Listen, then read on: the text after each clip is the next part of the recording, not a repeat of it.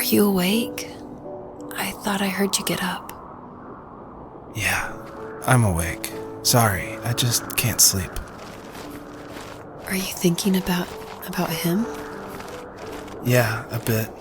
Usually get back to sleep, my love. I'm fine. No, it's okay. What else is on your mind?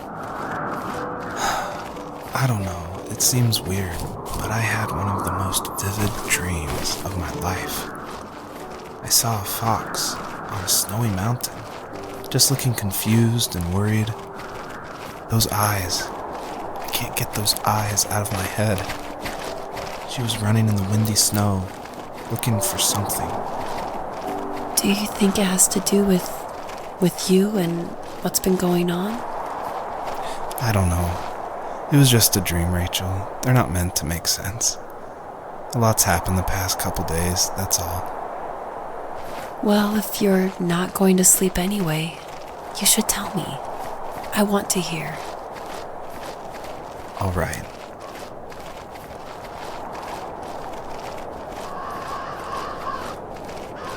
So, not far from her home, she followed that path to something unexpected.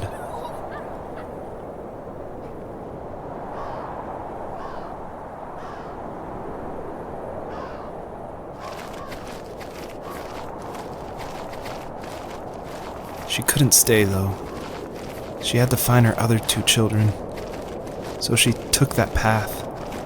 She followed it towards something ancient. Something with answers.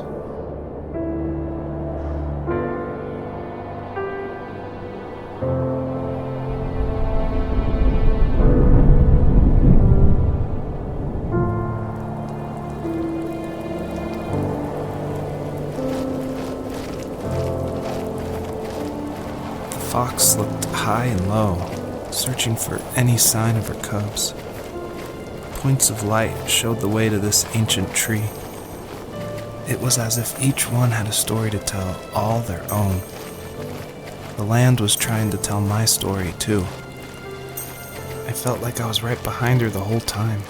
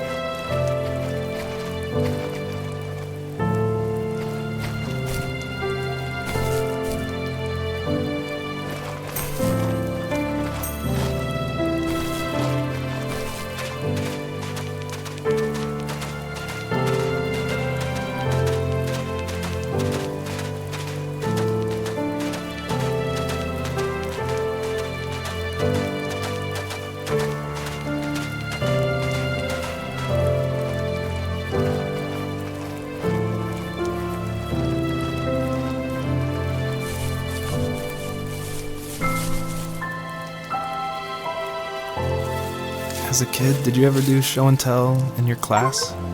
Yeah, I think I only did it once, when I was in the 4th grade. You know how my life was around then. I wanted to show my class what helped pass the time and distracted me, so I brought a dozen paper cranes I had made.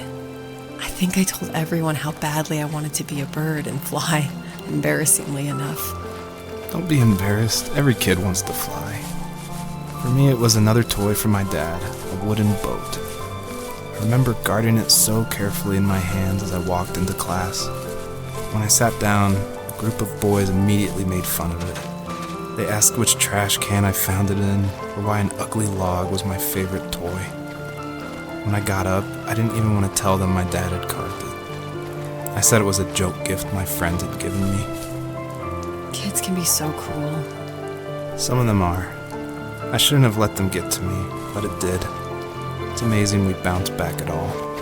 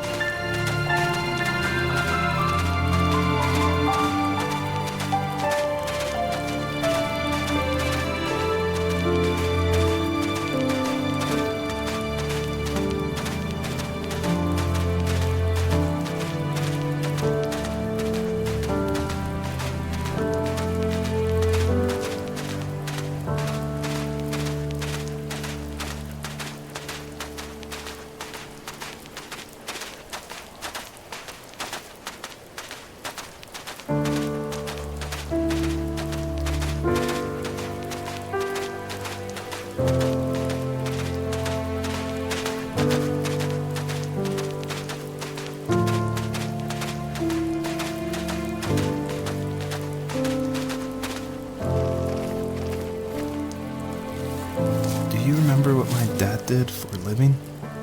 Wasn't he like a lumberjack? That's one way of putting it. If wood was a canvas, then a carving knife was his paintbrush. Even after working a 50-hour week, even after his hands were more splinters than skin, he would bring home the nicest piece of Alaskan weeping cedar and make me toys. That wooden train was the first toy I can remember, and I loved it. I just knew from a young age I was going to be a lumberjack, like my father.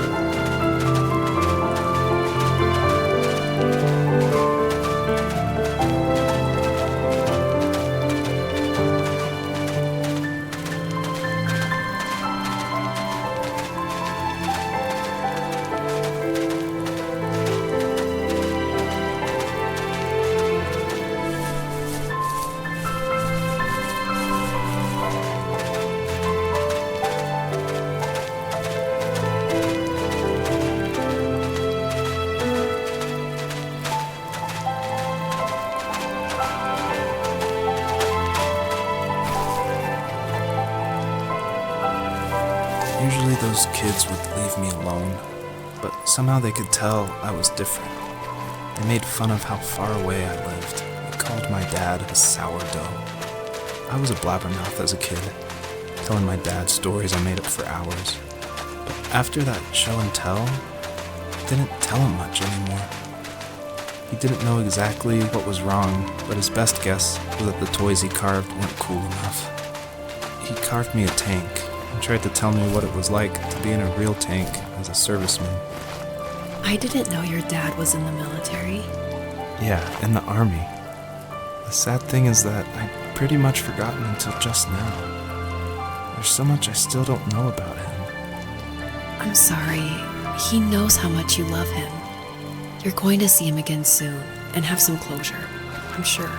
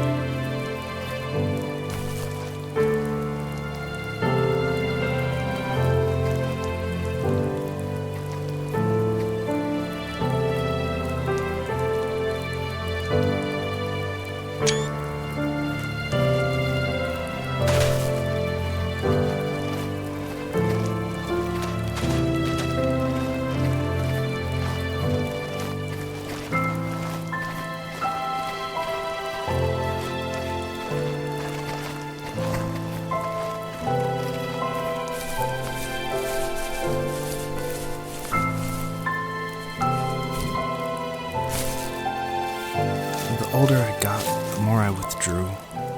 I asked myself, why talk to anybody anyway? Why bother when I'm happy by myself? I started drawing a lot, mostly animals I saw in the woods by my home. I then imagined designing my own hideouts with things like TVs and pantries full of chips and cookies. I think that idea of leaving home and drawing blueprints started my career. I found a lot of solace in that. I'm not surprised, but I did the same thing, you know? There's something special about having a place to call your own. And now look at us. Well, if you count renting in an overpriced city. It's as close as we can get for now.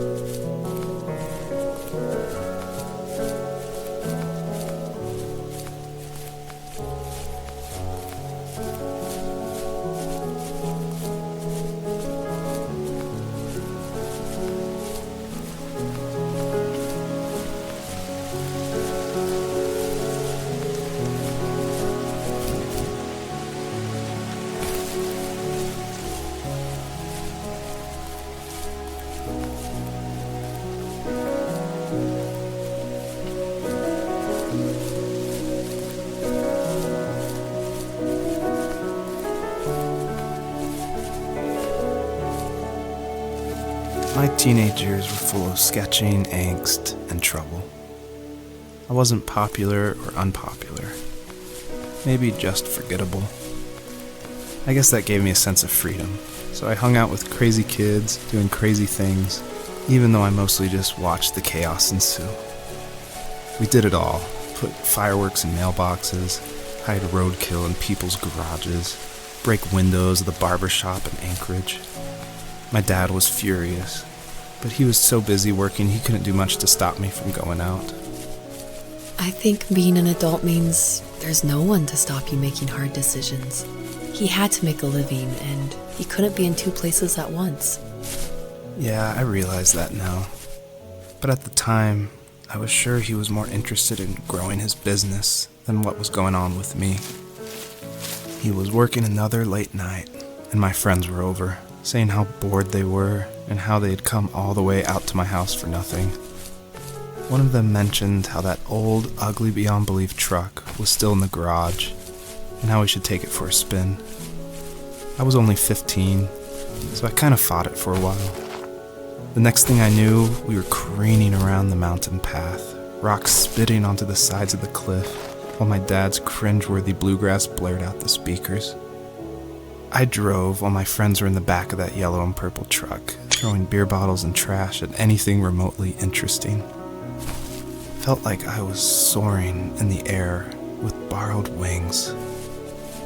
But all good things have endings. A cop outside of Eagle River pulled us over after he saw us in a bottle rocket into someone's yard. What followed was a long night of talking to disappointed adults and feeling smaller than ever.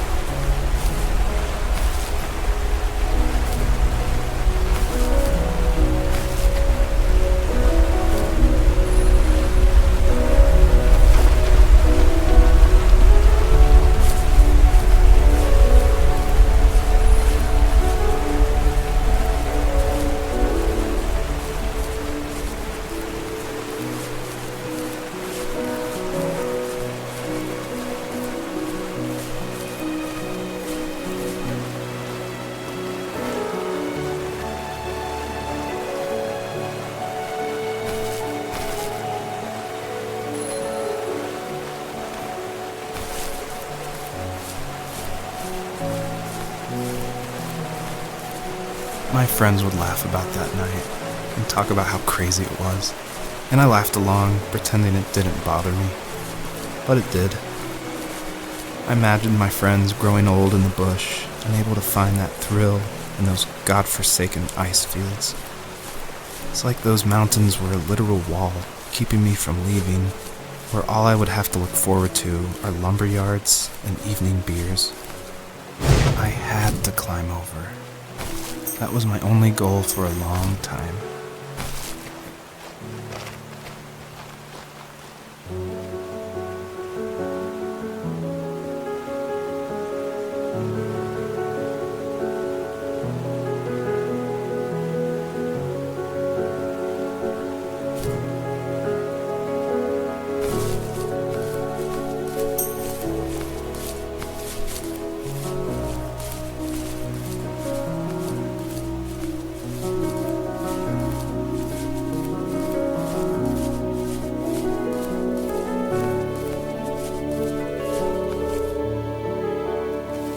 If there was some way I could take my love of drawing and turn it into a way of escape, nothing would make me happier.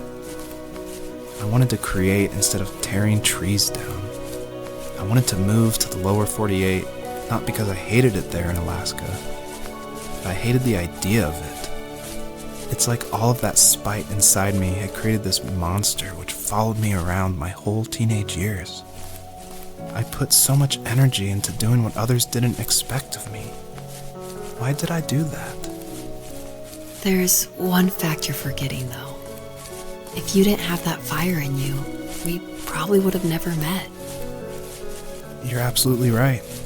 Maybe the destination is all that matters in the end. But then why am I awake? Why am I seeing this fox go on her journey?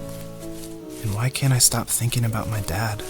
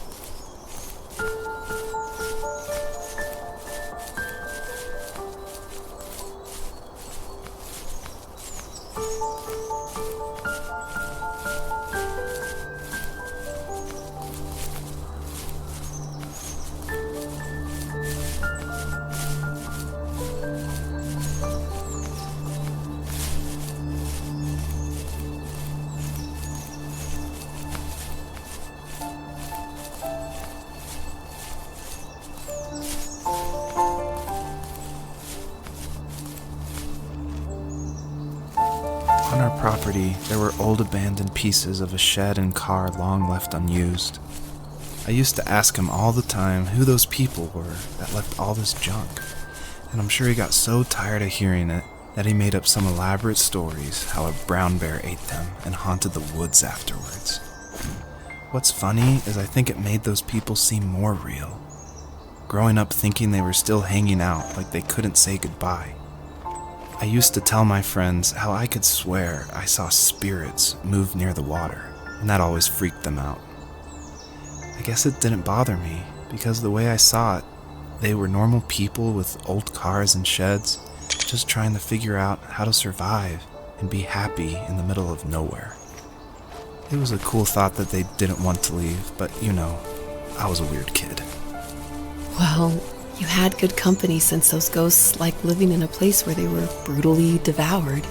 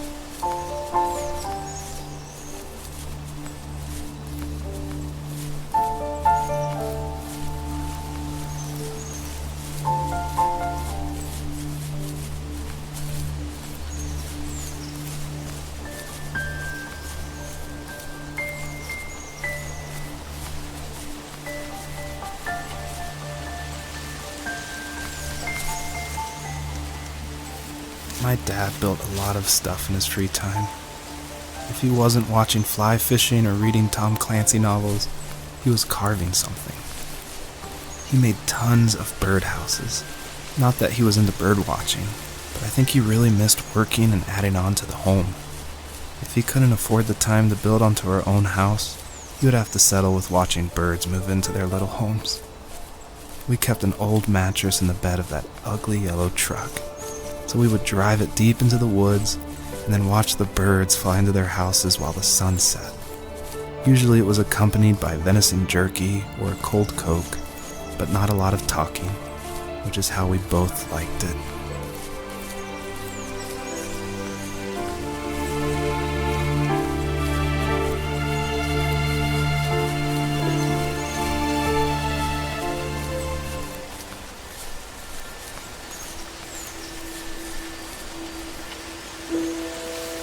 Even at my most distant, at the times when I detested him the most, he kept reaching out. For a year straight, he asked me every week when we were going camping. I thought he was just dense. Eventually, to shut him up, I agreed. We carried out the worn lawn chairs from the garage and set up a cinder block campfire at the site we'd always used behind the house. We walked down the mountain path, talking in the warm sunshine we only got a couple months of the year. Those 3 obsidian rocks shimmered alongside the shore, almost like sparklers pressed against a dark window.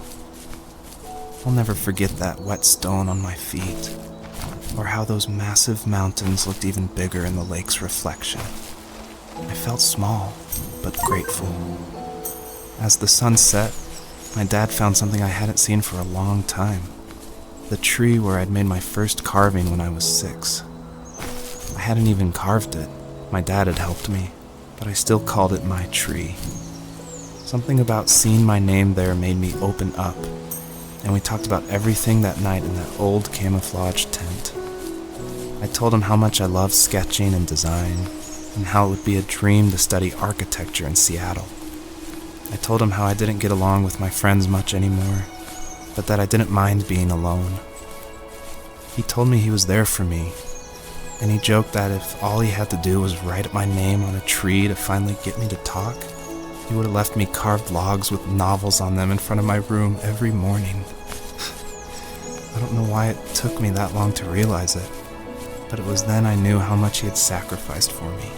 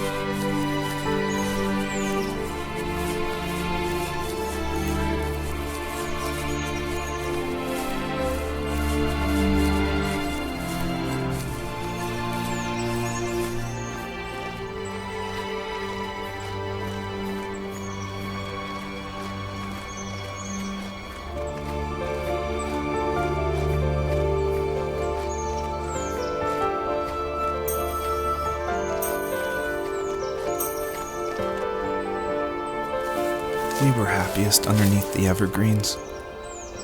We decided it was time to finally map out the hundreds of acres we lived on just to pass the time during the summer.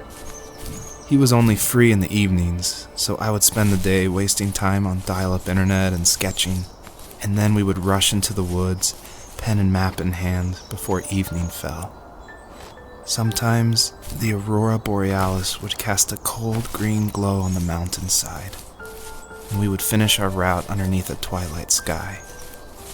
Sometimes I was lonely during those summer days, but there was comfort in the routine. A lot of teenagers aren't looking for the daily grind, though. There's nothing wrong with wanting to get out, to leave your childhood home. You wanted to progress, to make something of yourself. Yeah, you're right.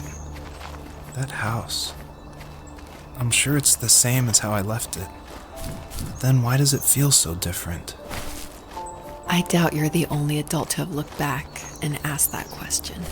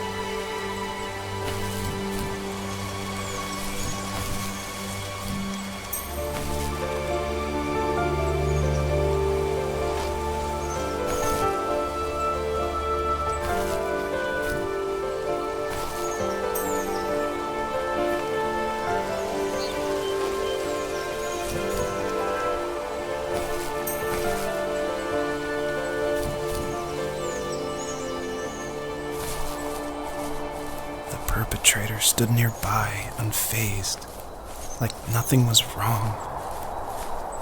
My dad is dead, and he's never coming back, Rachel. I can tell you these stories, but I can never reminisce with him again. He can never hold a grandchild that we'll probably never be able to have. I can never talk to him again, and I'll never be able to say I'm sorry for everything.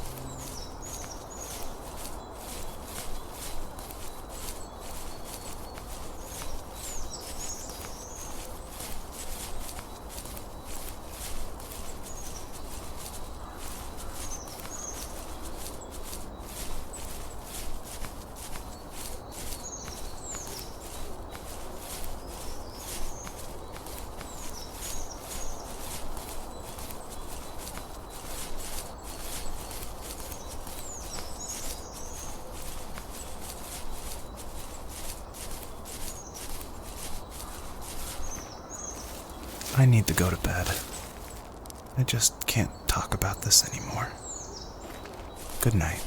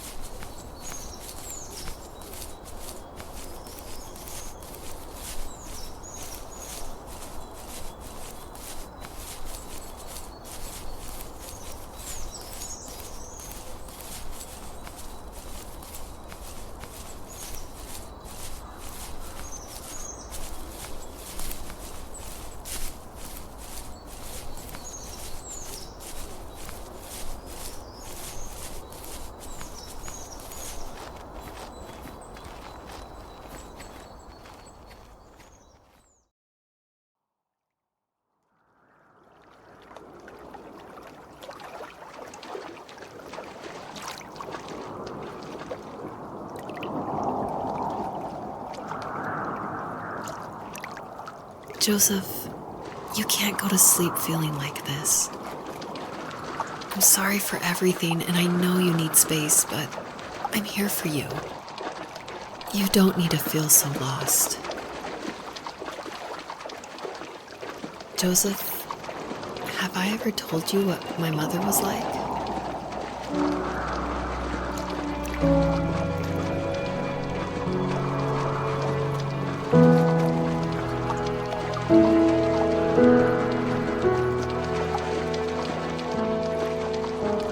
You know what it's like not to have a mom at home. And you know how hard that made my childhood. What helped me was watching the birds in the morning before the school bus came. I thought that my mother was one of those birds, and it made me want to be free like her. My mom taught me how to fold origami cranes while she was in the hospital. So I told myself I would fold one every day until I could fly myself.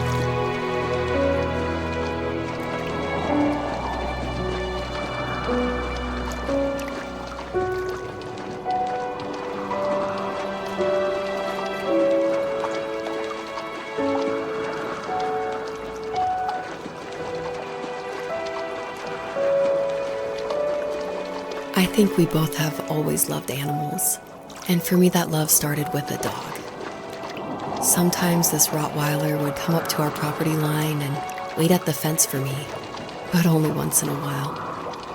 I was sure to check every day immediately after school, and it usually ended in disappointment. I would even steal money from my passed-out dad just so I could buy these off-brand dog biscuits. Even when she did stop by, she never went beyond the fence. Why was she so scared?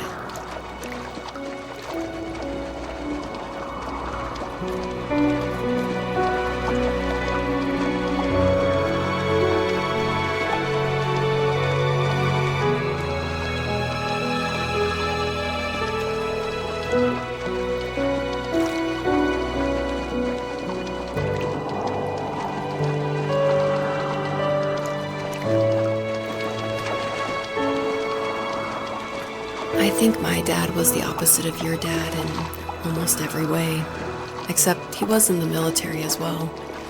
He coped with alcohol of every kind.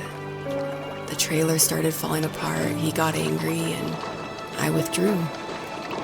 More and more I became the weird, quiet kid who made lots of origami birds and carried dog biscuits around. I think we were pretty similar when it came to being the weird kids. And that same sincerity in college was one of the reasons I was so drawn to you. Life got worse and worse, and at one point, I really didn't think I could survive another day with my soul still intact. I had no real friends, let alone neighbors, since we lived in the middle of nowhere.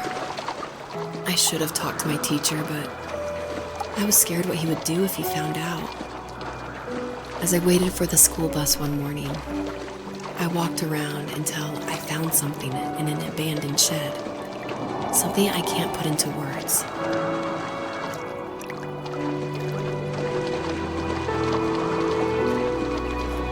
I summoned courage I didn't know I had, and I broke into my dad's room and found the key to the shed where he had locked my bike. I'll never forget that feeling. The wind rushing by my ears as the sun rose over fields of wheat. I was flying for the first time. I biked as far as my legs could take me until I found a house that felt friendly and that felt like home. Those strangers helped me in so many ways. And if it wasn't for them, I wouldn't have found my foster family. And if it wasn't for my parents, I wouldn't have met you.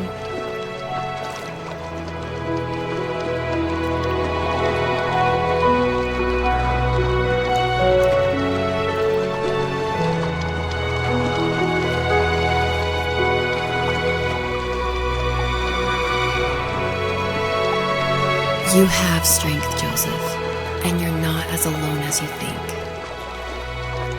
It's all just so pointless, just waiting for life to happen. It's like having the home I always wanted is cursed out of my reach. The thought of being a parent myself, how could I do that when I couldn't even be a good son? I'm sorry, I know what you're saying.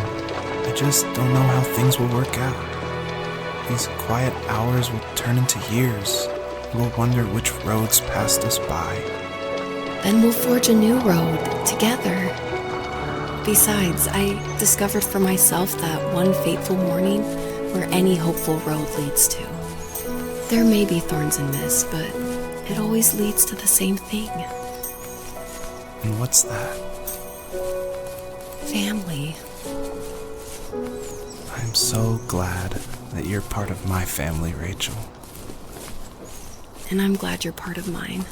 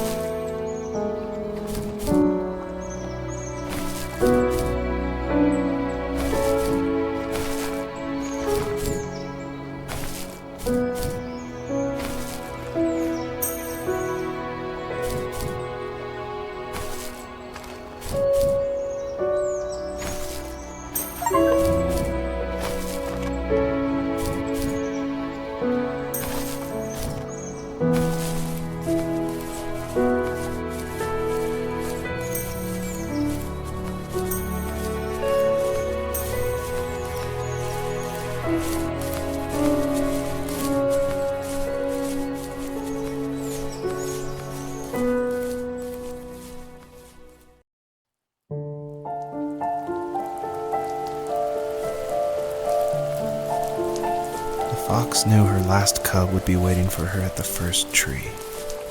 She was almost there. The rain cascaded onto the jade valley where the entrance to the tree was. Life was protected there, because that's where life began. It was now only a mother and a daughter left.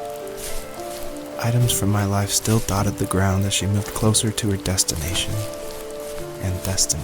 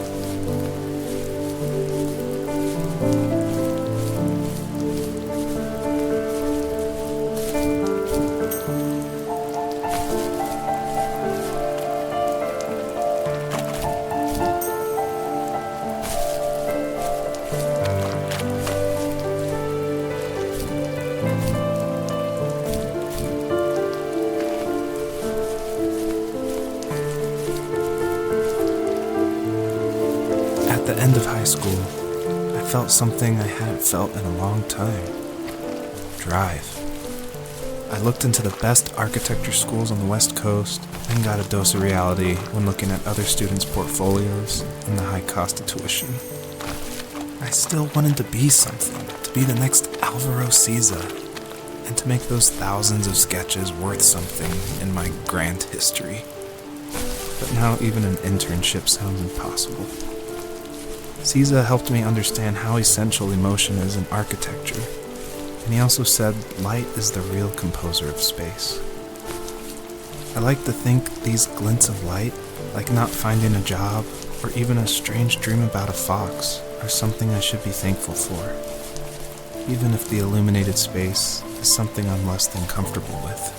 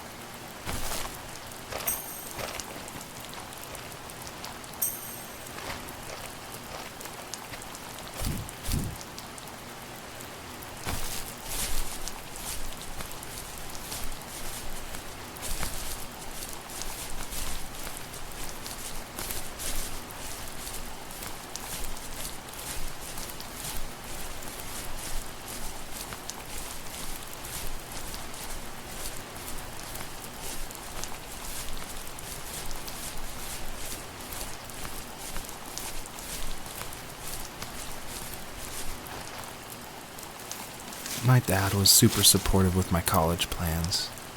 To a point. Things were okay until this terrible accident happened. I guess a forklift flipped over due to a bad axle, and it crushed one of the workers there. My dad didn't eat for days, even though he wasn't directly involved. It devastated him. Not only did it hurt the business, but it just freaked him out.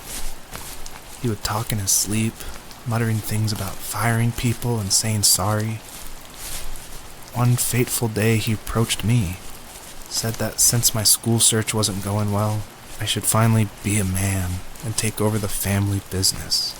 He said one day he was going to die, and that all of his work, sacrifice, and even that man's life would be wasted in vain. I just lost it. Teenage me just exploded at the thought. I screwed up. I said things I shouldn't have. He was having a crisis, and I pretty much spit in his face.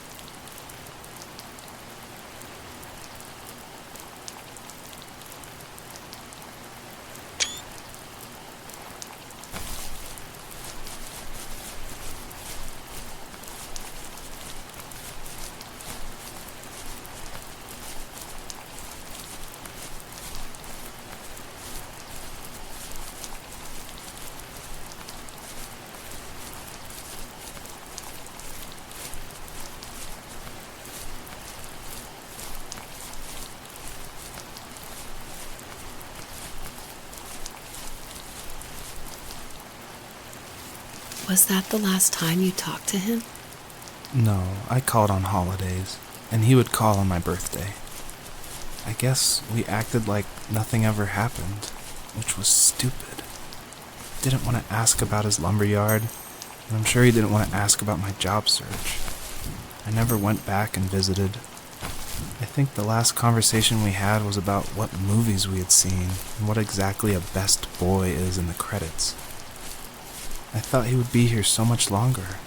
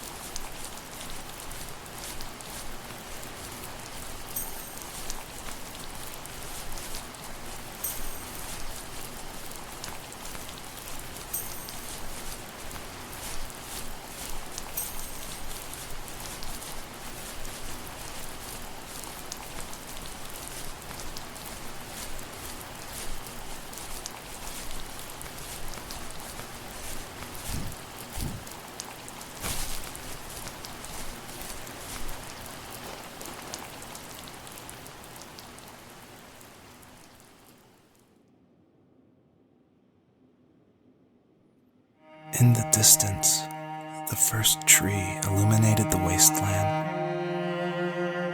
She couldn't go home anymore. She did the only thing she was capable of: moving forward. My dad died alone in the middle of the wilderness. I should have been talking to him more. I should have done a lot of things differently. If the first tree on earth brought life with it, if it taught the birds to sing and fly and showed saplings how to grow, what could it do for us?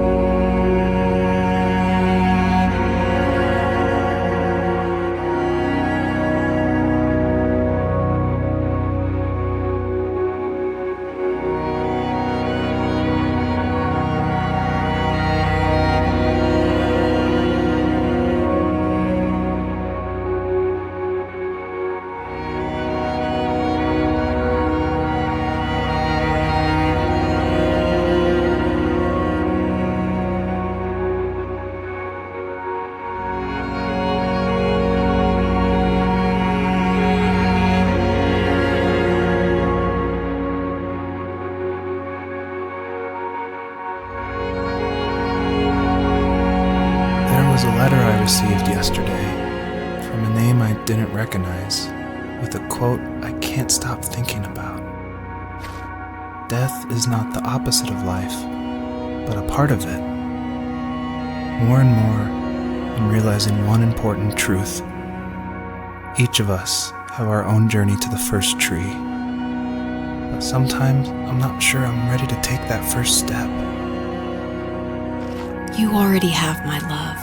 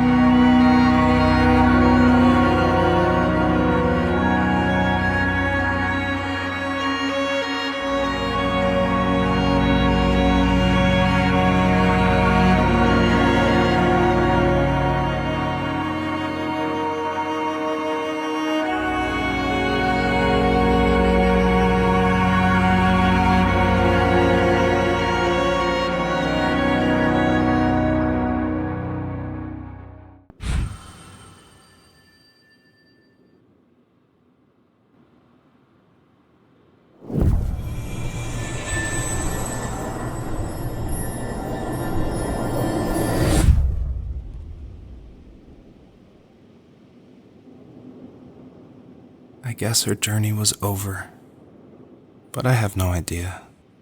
It was only a dream, a distraction from tomorrow.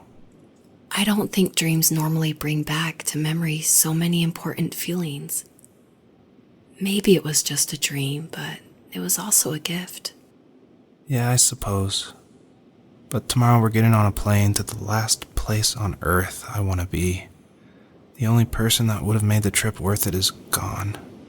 You're going to see him and be with him one last time before you say goodbye. I have one last quote for you by Emerson, sealed in an imaginary letter from me to you. It is the secret of the world that all things subsist and do not die, but only retire a little from sight and afterward return again. Go to sleep, my love. We have a big day tomorrow, but I'll be there with you every step of the way. Thank you. Thanks for listening. Good night, Rachel. Good night, Joseph.